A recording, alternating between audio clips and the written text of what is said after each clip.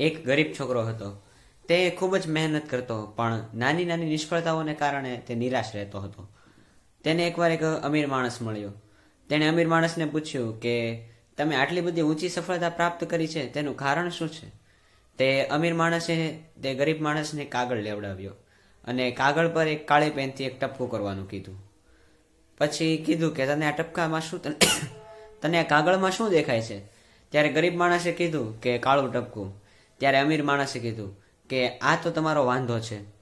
તને આખા કાગળમાં ફક્ત નાનું એવું કાળું ટપકું જ દેખાણું. સમગ્ર કોરો કાગળ હતો વ્હાઇટ કલરનો, તે તને ન દેખાણો.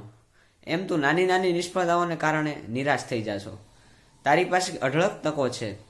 તું આ કાગળના નાના ટપકાને ભૂલીને જે સફેદ જે કાગળ છે તેની જે મોટી અને અઢળક તકો અપનાવ, તો તું સફળ થઈ શકીશ.